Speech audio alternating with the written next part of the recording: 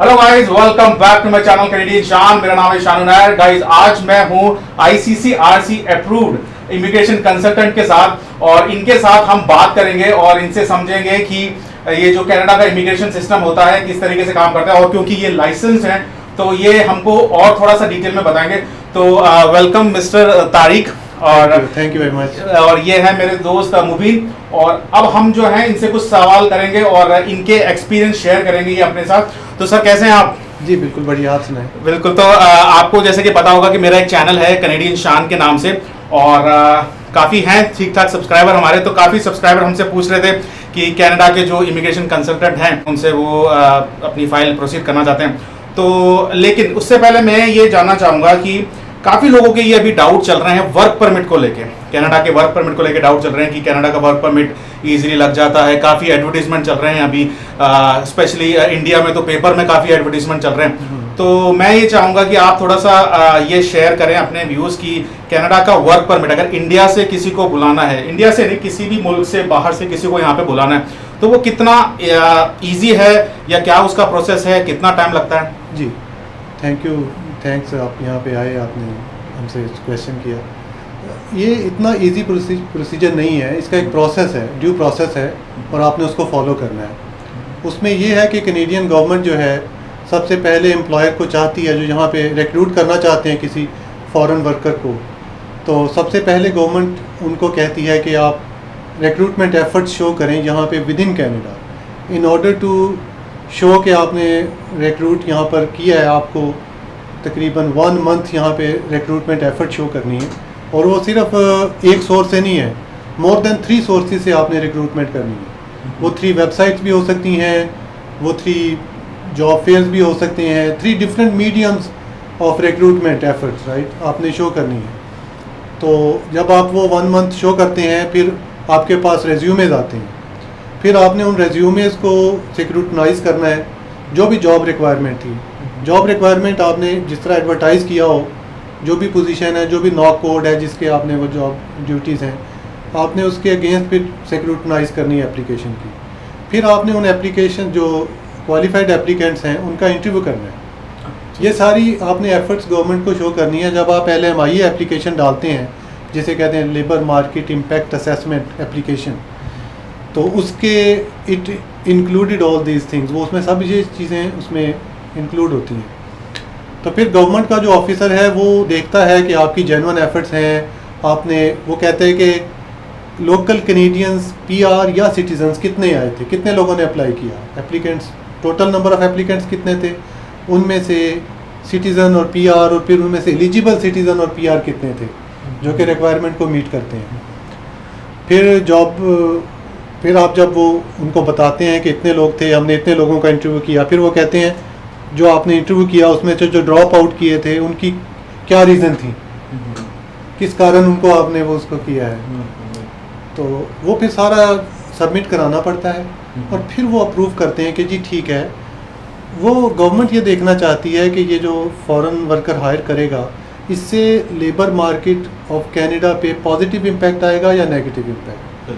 तो जब ये एप्लीकेशन अप्रूव होती है वो कहते हैं जी पॉजिटिव इम्पैक्ट आएगा, क्योंकि बल्कि वो एप्लीकेशन में ये भी देखते हैं, आपने कन्विंस करना होता है ऑफिसर को जब, और ये चीज़ें सारी जब आप एक इमिग्रेशन कंसल्टेंट या लॉयर से कराते हैं तो उन्होंने स्टडी किया होता है, वो लाइसेंस्ड होते हैं, उनके नॉलेज में होता है ये सारा प्रोसीजर, और वो उसको फॉलो करते हैं, क्योंकि रूल्स एंड रेगुलेशंस को जो फॉलो करेंगे तभी आपको अप्रूवल मिलेगा। Everything comes under rules and regulation, ये कनाडा है, राइट? बिल्कुल बिल्कुल। और मैं ये भी जानना चाहूँगा कि जैसे कि आप ऑलरेडी अप्रूव्ड लाइसेंस्ड हैं, तो आपको हमसे ज़्यादा पता होगा। तो मैं ये जानना चाहूँगा कि अगर जैसे 100 जने अगर अप्लाई करते हैं LMI के लिए, वर्क परमिट के लिए, तो कितने जनों के अप्रूव हो जाते हैं LMI अगर हम बात करें तो? ये क्या, क्योंकि कई लोगों को लग रहा है कि भाई कनाडा में इजीली वो विजिटर वीज़ा पे यहाँ पे आ जाएंगे और जॉब मिल जाएगी, कई लोग वहाँ से अप्लाई कर रहे हैं, तो कितना लगता है आपको, कितना ईजी प्रोसेस है? It is not easy. जिस तरह अभी आपसे मैं रिक्वेस्ट कर रहा था, उसमें यह है कि फिर एम्प्लॉयर जो है वो ये भी बताता है कि ये जो फॉरेन वर्कर आएगा उसने आके यहाँ पे ट्रेन करना है लोगों को, यानी कि पॉजिटिव इम्पैक्ट हमने शो करना है तो ही अप्रूवल आएगा। और फिर ये 1 स्टेप है, LMIA अप्रूव आ गया, लॉयर एम्प्लॉयर को मिल गया, फिर वो एम्प्लॉयर वो LMIA फॉरेन वर्कर को देगा कि तुम अब वर्क परमिट अप्लाई करो along with this positive LMIA। Sometimes ये भी होता है आपको LMIA मिल जाता है, वर्क परमिट नहीं मिलता। हाँ। क्योंकि वर्क परमिट एक और जगह प्रोसेस हो रहा है।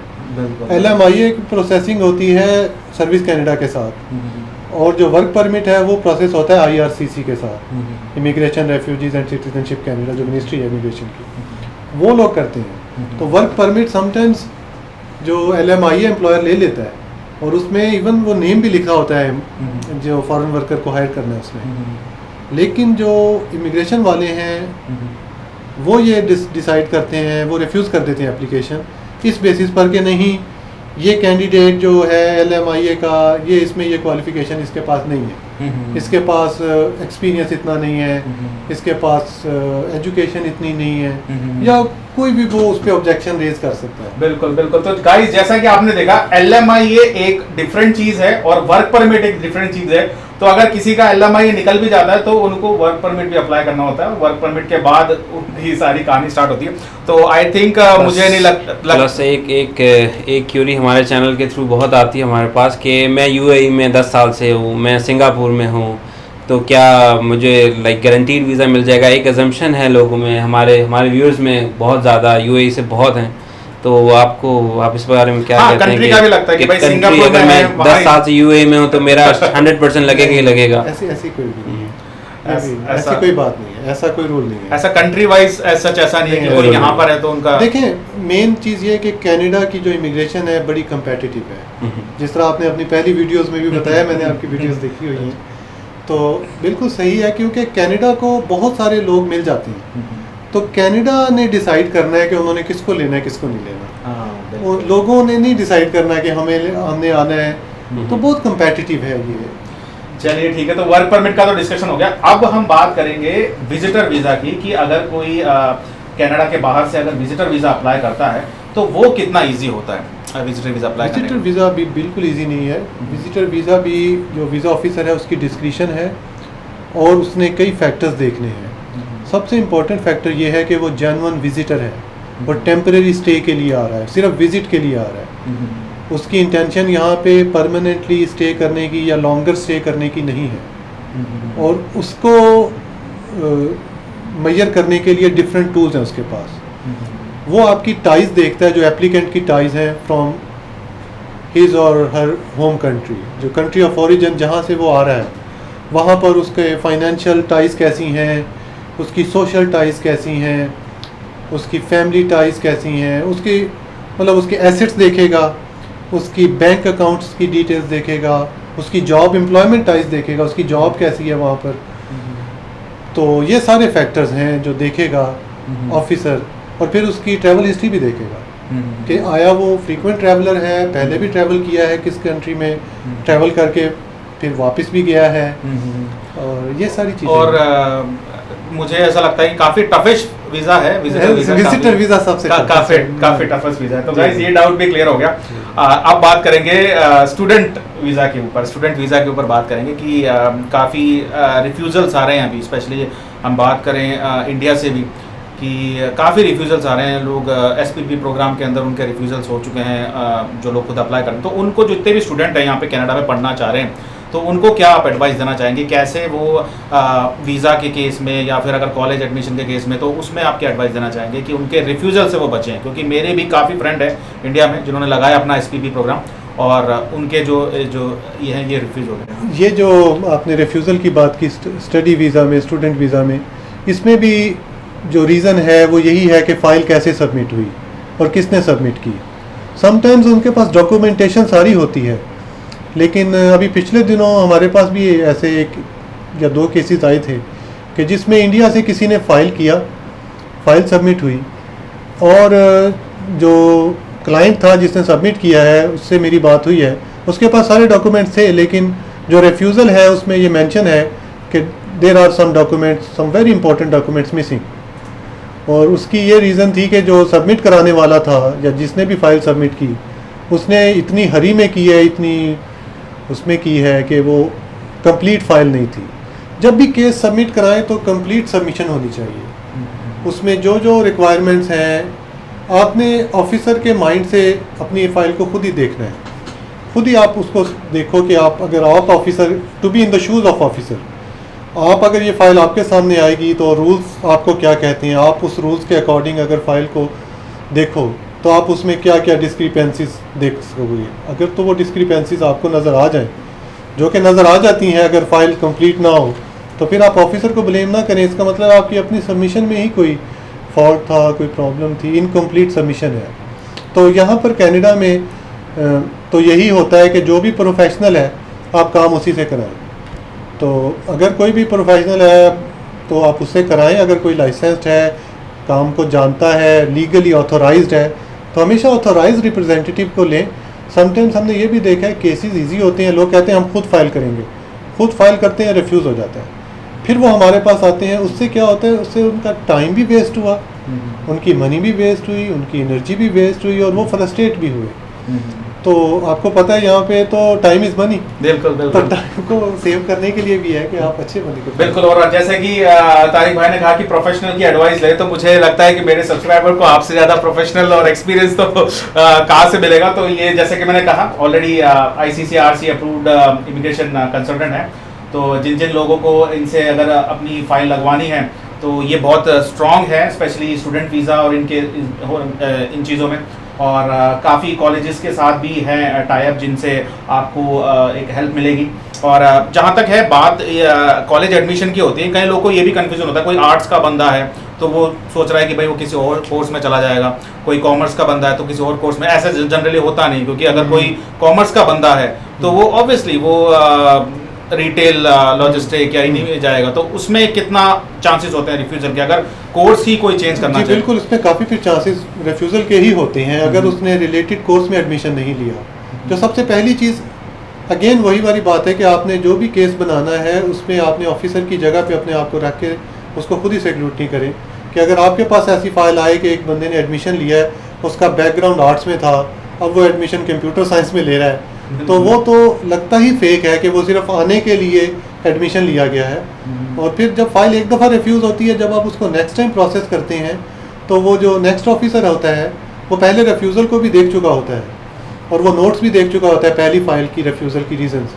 आपने सेकंड सबमिशन में वो पहली रीज़न को भी एड्रेस करना होता है कि पहली रीज़न को हमने ओवरकम किया है और वो या वो रीज़न गलत थी या जो भी, आप उसको एड्रेस करें, उसको चैलेंज करें और उसको ओवरकम करें जब आप। और ये आपने बिल्कुल सही बोला कि रेलेवेंट कोर्स में एडमिशन लेना है, रेलेवेंट हो, हर चीज़ बिल्कुल सिस्टम के अंदर हो, फिर ही आपको एडमिशन होगी। बिल्कुल बिल्कुल, बहुत अच्छा। अब आज हमें भी बहुत कुछ सीखने को मिल रहा है कि भाई मैं बल्कि एक क्वेश्चन इसी से मुझे याद आ रहा है, एक ऑलरेडी क्वेश्चन शानू भाई पूछ चुके हैं, लेकिन हमारे इंडिया पाकिस्तान में एक ट्रेंड है, जिस तरह ट्रैवल एजेंसी वाले होते हैं वही फॉर्म फिलिंग करके स्टूडेंट को भी चला रहे हैं, वो सबको चला रहे हैं।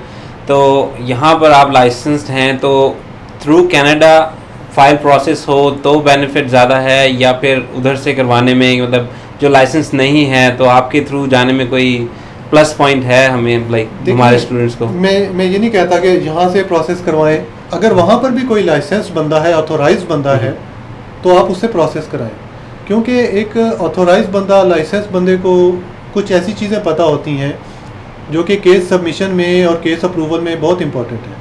अब ये जो इमिग्रेशन के केसेस हैं, ये सिर्फ फॉर्म्स फिलिंग नहीं है, ये केस सबमिशन है, ये पूरे केसेस हैं, ये इमिग्रेशन लॉ है। आपने इमिग्रेशन लॉ में हर जो केस है आपने उसको सबमिट करने से पहले आपको पता होना चाहिए कि ऑफिसर ने किन रूल्स के तहत, किन रेगुलेशन के तहत, इरपर या इरपा की कौन सी उनके अंडर उन्होंने उसको अप्रूव करना है। तो अगर आप उसको जानते हैं तो फिर आप कर सकते हैं। और दूसरा, जब भी क्लाइंट का केस करेंगे आप उसके केस को अहमियत दें, उसको अंडरस्टैंड करें। It is not just a file, it is basically a person's future in line. तो आप हमेशा जब केस को सबमिट करें, हमारी कोशिश होती है, हमारे टीचर्स ने भी हमें यही बताया है कि और इस तरह ही करना चाहिए कि जब केस को सबमिट करें तो उसको अपना केस समझ के करें और ये समझ के करें कि एक वन पर्सन या वन फैमिलीज लाइफ जो है वो इज़ इन योर हैंड।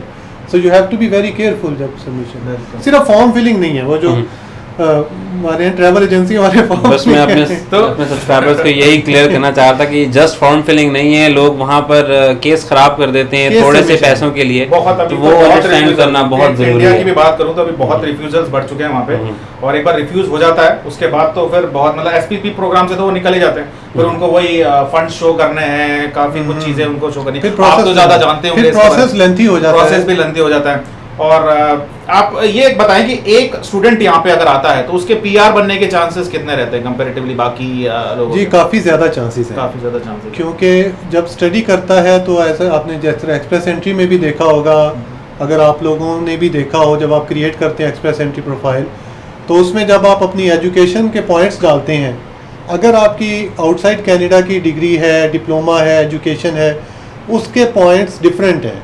अगर आपका कोई कनाडा की डिग्री है, कनाडा की एजुकेशन है, उसके पॉइंट्स बिल्कुल डिफरेंट हैं, उसके बहुत ज़्यादा पॉइंट्स हैं।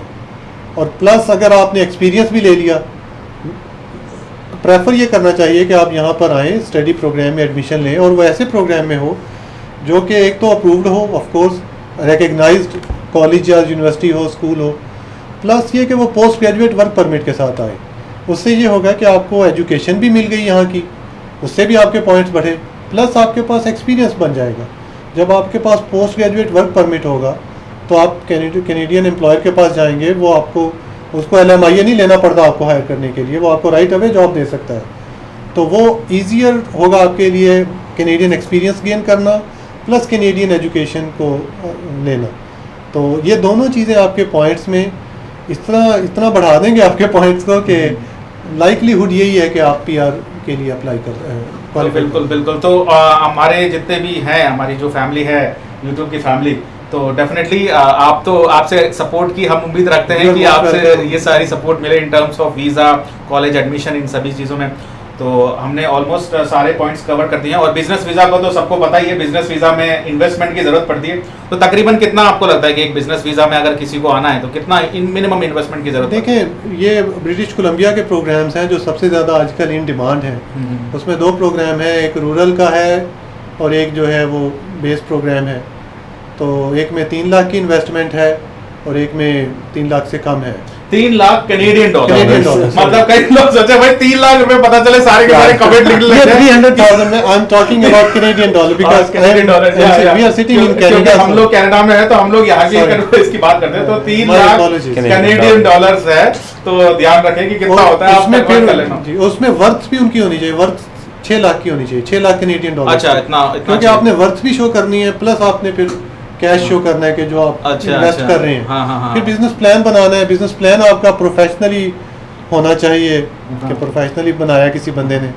दूसरा जेन्युइननेस होनी चाहिए केस में। अच्छा, हाँ, जब तक जेन्युइननेस होगी। हाँ, सही है, सही। तो एक लास्ट क्वेश्चन, अब इस वीडियो को हम एंड करेंगे कि अभी यूकॉन फीवर चल रहा है, सब जगह से मेल्स आ रहे हैं, सब जगह वीडियोस ही बन रही है कि यूकॉन कम्युनिटी प्रोग्राम के अंदर आप मतलब जॉब ऑफर ले लो और यहाँ पे आ जाओ, आइल्स की जरूरत नहीं है। तो गाइस बहुत ही इंपॉर्टेंट टॉपिक है, और अगर कोई काम है तो वीडियो को स्किप करें, वापस से आए। ये बहुत इंपॉर्टेंट टॉपिक है क्योंकि एक्सपर्ट्स के सामने मैं बैठा हूँ और इनकी जो राय होगी ये बिल्कुल ऑफिशियल राय होगी, हमारे जिस राय नहीं, बिल्कुल ऑफिशियल राय होगी। तो यूकॉन के बारे में बताइए, यूकॉन पायलट प्रोग्राम जो अभी चल रहा है कितना ईजी है, बाहर से जो लोग आते हैं उनके लिए कितना ईजी है, क्या कोई भी आके अप्लाई कर सकता है? क्या अगेन वही वाली बात है कि ये समटाइम्स बाहर से दूर से चीज़ आपको लगती है कि बहुत इजी है, बट इजी नहीं है।